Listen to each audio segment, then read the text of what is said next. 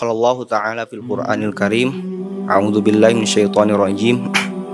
Ya ayyuhalladzina amanu la tattabi'u khutuwatis syaitan wa may yattabi' khutuwatis syaitan fa innahu ya'muru bil fahsya'i wal munkar. Baik, dalam ayat pembukaan tadi, bahwa ayat tersebut menerangkan tentang larangan mengikuti langkah-langkah syaitan. Mengapa kalimatnya jangan mengikuti langkah-langkah syaitan?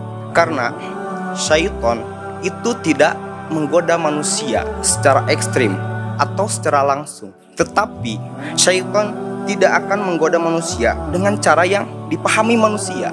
Tetapi syaitan akan menggoda manusia dengan cara yang sangat halus, sehingga masuk ke dalam diri manusia merasa ini adalah suatu kebaikan, padahal bukan. Nah, kata kuncinya harus digarisbawahi oleh kalian semua. Merasa, sehingga manusia merasa bahwa yang ia perbuat adalah perbuatan baik, padahal bukan.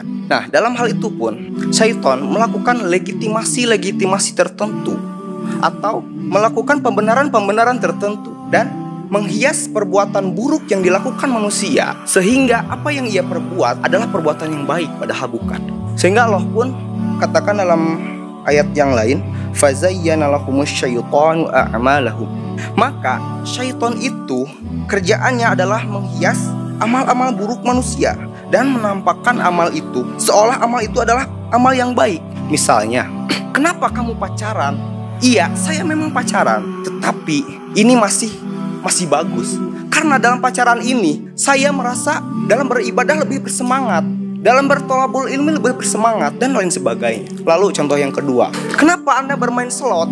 Iya, memang saya bermain slot atau bermain judi, tetapi hasil yang saya raih dari perjudian atau perslotan itu saya alokasikan kepada orang-orang yang membutuhkan. Dalam dua contoh yang tadi, bahwa mekanisme syaitan dalam menggoda manusia itu sangat jelas halusnya, itu sangat jelas halus, yang dimana syaitan membuat manusia membuat pembenaran dari perbuatan buruk yang mereka lakukan, sehingga banyak orang-orang yang beranggapan oh itu benar juga gitu. Lalu ada contoh lagi yang ketiga, kenapa kamu tidak berjilbab? Ya memang gitu, kata dia, saya memang tidak berjilbab, saya memang tidak menutup aurat, tetapi lebih mending tidak berjilbab tapi masih perawan dibandingkan berjilbab tapi tidak perawan. Itu adalah suatu pembenaran yang salah. Jadi mereka merasa perbuatan yang mereka lakukan itu seakan-akan benar. Harus digarisbawahi, mereka merasa perbuatan yang mereka lakukan itu seakan-akan benar, tetapi tidak. Juga ada pengalaman diri ya. Ada teman saya gitu, teman di kampung saya.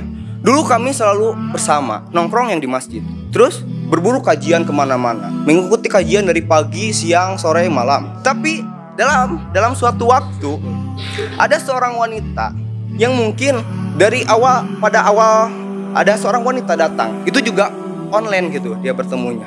Dia online. Dah, niat awal seorang wanita tersebut adalah mungkin ya hanya meminta nasihat. Nah, pada saat itu pun setelah lama-lama berlanjut dari obrolan yang continuous itu, dia sudah bukan lagi membahas tentang nasihat, tetapi dengan obrolan dengan topik yang lain. Setelah berkelanjutannya pembahasan tersebut atau obrolan tersebut pada suatu yang sangat mencengangkan, yang terpergoki oleh sahabat saya gitu, bahwa mereka sedang PCS, tahu, video call sosial. Bukan itu. bukan pemaknaan yang seperti itu, tapi bermakna negatif lah. Dia ketahuan PCS gitu, dan setelah berlanjutnya sesuatu perbuatan tersebut, dia pun tidak bersama kita lagi, dan terus dia semakin jauh hingga sulit kami gapai kembali.